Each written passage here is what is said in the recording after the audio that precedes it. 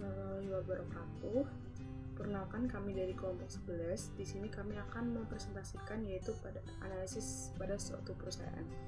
Sebelumnya, perkenalkan, nama saya Anindesa Sanita Yusuf, NIM akhir 155. Di sini saya akan menganalisis yaitu pada PT Smartfren Telkom Tbk.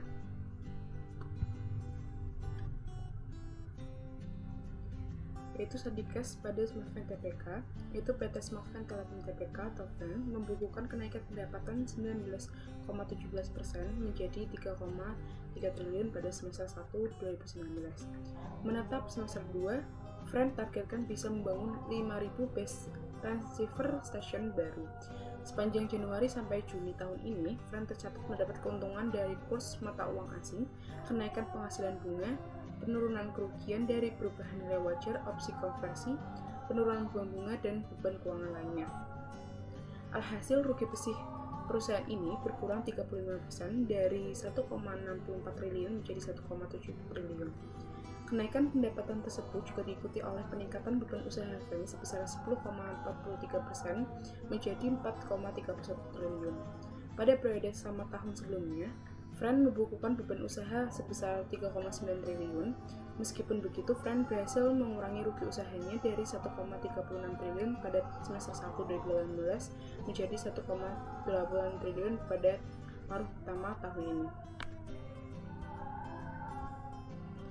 Yaitu analisis tadi ke saya, berdasarkan laporan keuangan perusahaan, pendapatan FREN di akhir tahun 2019 lalu mencapai 6,99 triliun, melesat 27,32% dari tahun 2018 yang sebanyak 5,49 triliun. Pendapatan yang naik pada tahun perusahaan banyak mempengaruhi laporan keuangan suatu perusahaan. Berikut merupakan analisis yang digunakan yang dirasa merubah laporan keuangan pada perusahaan PT Smartfren Telkom Tbk. Ini merupakan laporan keuangan dari PT Smartfren Telkom Tbk.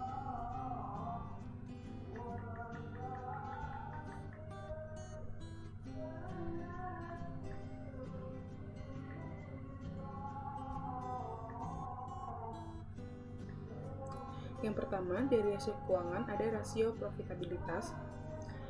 Pertama ada analisis ROA, yaitu laba rugi tahun berjalan dibagi dengan penjualan yang berhasilkan pada ROA tahun 2020 yaitu minus 15,91%, yaitu berkurang dari tahun 2019 yang pada angka minus 31,40%. Selanjutnya ada analisis rasio, yaitu laba bersih setelah pajak dibagi total aktiva, yaitu pada tahun 2020 menghasilkan minus 3,876, menurun juga dari tahun 2019 yaitu menyentuh angka minus 7,9%.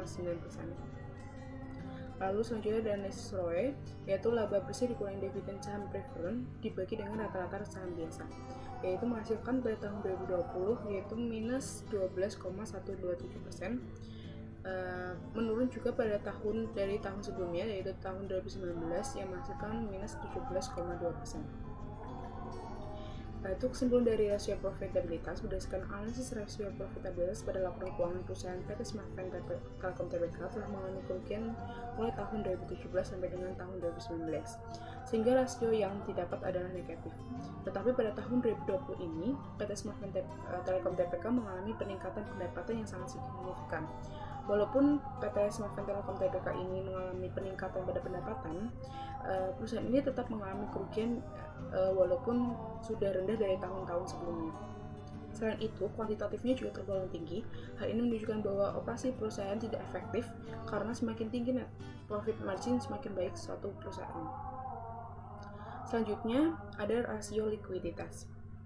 Pertama ada current ratio, yaitu dengan rumus aktiva lancar dikurangi utang lancar, menghasilkan 31,4% pada tahun 2020. Angka ini naik dari tahun 2019, yaitu menghasilkan rasio 29%.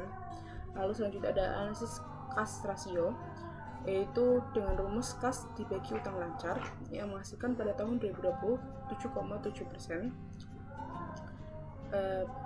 Untuk analisis kas rasio ini mengalami kenaikan rasio pada tahun 2019 sendiri ada 3%. Selanjutnya ada kesimpulan rasio kolikuiditas. Berdasarkan analisis rasio kolikuiditas pada laporan keuangan perusahaan PT Semarang Telekom, pada current ratio jika mengikuti prinsip pembelanjaan secara umum, yaitu current ratio baik yang sebesar 200%. Jadi current ratio perusahaan dapat dikategorikan kurang baik. Perusahaan masih mampu membayar kewajiban jangka pendeknya. Dilihat pada tahun 2020, setelah pendapatan pada perusahaan PT Semarang Telekom ini naik, pada current ratio ini juga mengalami kenaikan yang lumayan. Pada kas rasio bisa dilihat faktor kas sangat mempengaruhi itu juga, termasuk pengaruh dari adanya pendapatan atau laba yang naik pada perusahaan PT Semarang Telekom Tbk ini. Dilihat dari kas rasio bahwa tahun 2020 ini kas rasio yang dimiliki PT Semarang Telekom Tbk ini juga mengalami suatu kenaikan. Selanjutnya ada rasio leverage atau solvabilitas. Yang pertama ada analisis debt to equity ratio. Dengan rumus jumlah utang dibagi ekuitas menghasilkan pada tahun 2020 ada 212%, yaitu mengalami kenaikan dari tahun 2019 sejumlah 117%. Selanjutnya ada analisis debt to asset ratio, yaitu dengan rumus jumlah utang dibagi jumlah aset menghasilkan debt ratio jumlah 68% pada tahun 2020, meningkat pada tahun 2019 yang menyentuh angka 54%. Lalu kesimpulan dari rasio solvabilitas, rasio ini menunjukkan bahwa penggunaan utang berbanding lurus dengan aktiva yang dihasilkan. Artinya berapa besar utang perusahaan bertujuan untuk menghasilkan aktiva yang diharapkan. Namun rasio ini juga memiliki resiko jika utang yang dimiliki terlalu besar karena belum pastinya aktiva yang dihasilkan dari utang tersebut. Dilihat dari kinerja rasio likuiditas pada tahun 2019 mengalami penurunan karena adanya penurunan pendapatan pada perusahaan ini. Dan pada tahun 2020 ini, perusahaan PT Semarang Telekom Tbk ini mengalami kenaikan. Lalu selanjutnya ada rasio aktivitas, yaitu ada total aset turnover dengan rumus penjualan dibagi total aset yang menghasilkan 0,24 kali. Lalu selanjutnya ada analisis inventory turnover yang menghasilkan 163,5 kali. Lalu ada analisis average collection period, yaitu menghasilkan dari rumus piutang dibagi penjualan dibagi oleh 360 hari menghasilkan 33 hari. Untuk kesimpulan rasio aktivitas ini, total aset turnover digunakan untuk mengukur efektivitas perputaran semua aktiva dalam perusahaan.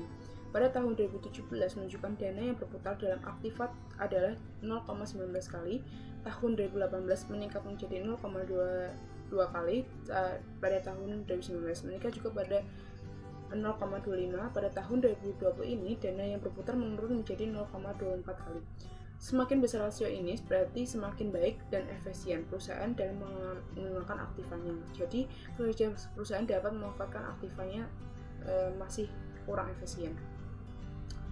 Lalu untuk kesimpulan dari semua analisis yang ada, pada kesimpulan analisis PT Semarang Telekom Tbk ini, berdasarkan analisis rasio keuangan pada PT Semarang Telekom Tbk maka dapat disimpulkan, yaitu pertama bagi investor. Berdasarkan rasio profitabilitas, profit yang didapatkan pada tahun 2020 ini sudah meningkat walaupun angka menunjukkan masih minus. Pada rasio likuiditas pun juga angka kewajiban membayar untung pada PT Semarang Telekom Tbk menunjukkan hal baik. Tapi untuk perusahaan PT Semarang ini belum disarankan untuk bagi investor untuk menanamkan sahamnya pada perusahaan ini. Selanjutnya bagi kreditor. Berdasarkan rasio likuiditas dan rasio solvabilitas juga menunjukkan angka yang positif dari segi rasio likuiditas. Kemampuan perusahaan dalam membayar utang semakin tahun semakin menurun, tetapi dengan tahun 2020 ini pada rasio likuiditas menunjukkan angka naik, begitupun dengan rasio solvabilitas. Sekian analisis dari saya tentang PT Semarang Telekom Tbk, kurang lebih mohon maaf. Selanjutnya akan dijelaskan oleh teman saya.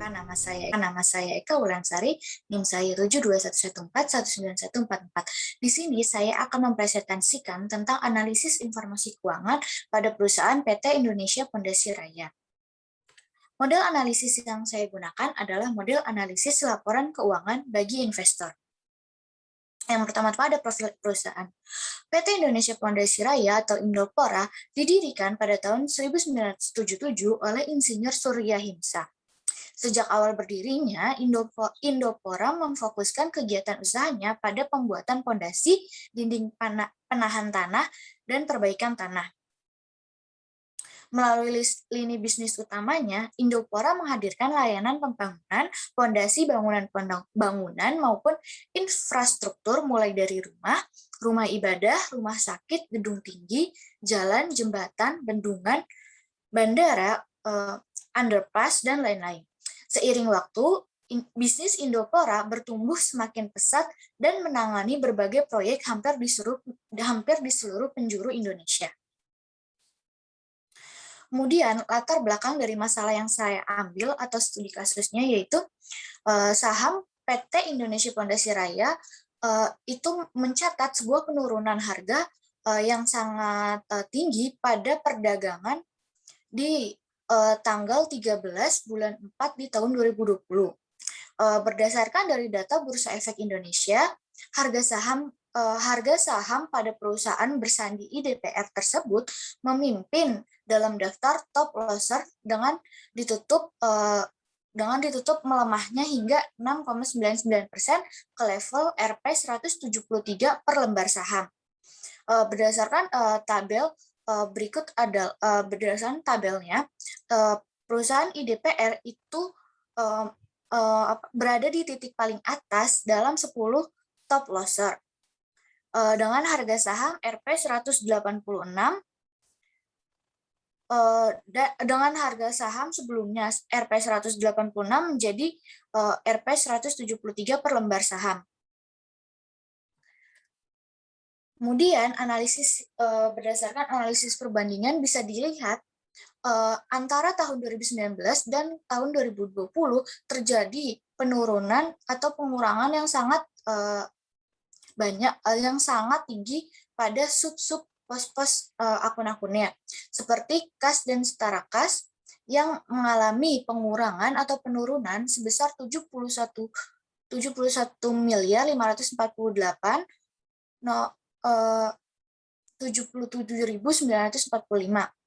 Kemudian ada penjualan yang turun sekitar 306 miliar, aktiva tetap yang turun sebesar 114 miliar, dan hutang lancar yang turun sebesar 13 miliar.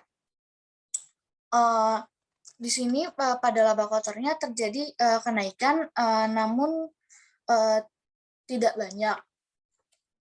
Kemudian berdasarkan rasio likuiditasnya, saya menggunakan cash ratio. Pada tahun 2019, cash ratio pada perusahaan IDPR itu sebesar 22,05% dan pada tahun 2020 sebesar 6,93%. Ini terjadi perubahan yang cukup, menjadi penurunan yang cukup jauh ya, dari tahun 2019 ke 2020. Berdasarkan hasil perhitungan menunjukkan cash ratio cenderung menurun, yaitu dari tahun 2019 sebesar 22,05% menjadi 6,93% di tahun 2020. Hal ini menunjukkan bahwa dengan adanya hutang lancar yang semakin tinggi, perusahaan justru lebih memilih untuk tidak mengalokasikannya pada kas. Perusahaan lebih memilih untuk mengalokasikannya pada piutang, di mana jumlah kas pada perusahaan menempati posisi yang paling sedikit jika dibandingkan dengan piutang. Selanjutnya adalah rasio aktivitas. Saya di sini menggunakan rasio aktivitas yaitu Fixed Asset Turnover (FATO) dan Total Asset Turnover dan TATO. Pada Fixed Asset Turnover pada tahun 2019 yaitu sebesar 100,08% dan tahun 2020 sebesar 77,40%, sedangkan pada TATO tahun 2019 yaitu sebesar 48,29% dan pada tahun 2020 yaitu 43,24%. Total asset turnover berdasarkan hasil perhitungan, total asset turnover cenderung menurun meskipun penurunannya sangat minim, yaitu sebesar 48,29% menjadi 43,24%. Hal ini dapat menunjukkan bahwa investasi yang dilakukan kurang membuahkan hasil, karena dana yang diinvestasikan tidak dapat menghasilkan penjualan yang jumlahnya lebih besar daripada total aktiva. Kemudian, nilai fixed asset turnover pada perhitungan mengalami penurunan. Dari tahun 2019 sebesar 100,8 kali turun sebesar 77,404 kali pada tahun 2020. Hal ini disebabkan karena meningkatnya jumlah aktiva tetap dan menurunnya jumlah penjualan yang menandakan bahwa perusahaan kurang mampu dalam mempergunakan aktiva tetapnya untuk menghasilkan penjualan. Selanjutnya ada rasio probabilitas. Di sini saya menggunakan 3. Yang pertama ada gross profit margin. Pada gross profit margin atau GPM di tahun 2019 yaitu sebesar 17,03% dan 2020 sebesar 35,37%. Berdasarkan hasil perhitungan menunjukkan bahwa nilai GPM cenderung naik sebesar 17,03% menjadi 35,37%. Hal ini disebabkan karena jumlah penjualan lebih besar daripada laba kotor yang menunjukkan bahwa perputaran yang ada dalam perusahaan sudah cukup baik. Kemudian ada net profit margin atau NPM pada tahun 2019 sebesar 0,37%, pada tahun 2020 sebesar 58,58%, dan selanjutnya ada return on equity atau ROE pada tahun 2019 sebesar 0,29% dan 2020 sebesar 49,79%. Berdasarkan hasil perhitungan, NPM menunjukkan nilai yang cenderung naik, yaitu sebesar 0,37% menjadi 58,58%. Sedangkan berdasarkan hasil perhitungan pada ROE menunjukkan bahwa nilai ROE cenderung naik sebesar 0,29% menjadi 49,79%. Nilai rasio di atas menunjukkan laba bersih yang dimiliki oleh perusahaan untuk menutupi pengeluaran investasi bernilai besar. Kesimpulannya, dari hasil analisis rasio likuiditas perusahaan PT Indonesia Pondasi Raya pada 2 tahun terakhir, yaitu tahun 2019 sampai 2020, dalam kondisi yang kurang baik. Hal ini dikarenakan perusahaan tidak bisa membayar hutang jangka pendeknya atau hutang lancarnya. Hal ini disebabkan karena kenaikan aktiva lancar yang selalu disertai dengan hutang lancar. Kemudian dari hasil analisis rasio aktivitas pada perusahaan PT Indonesia Pondasi Raya dalam kondisi yang kurang baik. Karena semakin rendah nilai kedua rasio tersebut, maka menandakan bahwa semakin lambat perputaran aktiva perusahaannya. Kemudian dari hasil analisis rasio probabilitas pada perusahaan PT Indonesia Pondasi Raya pada 2 tahun terakhir, yaitu tahun 2019 dan 2020, dikatakan dalam kondisi baik. Hal ini dapat diketahui dari nilai rasionya yang menandakan perusahaan sangat baik dalam meningkatkan laba perusahaan. Sekian dari saya, kurang lebihnya mohon maaf. Wassalamualaikum warahmatullahi wabarakatuh.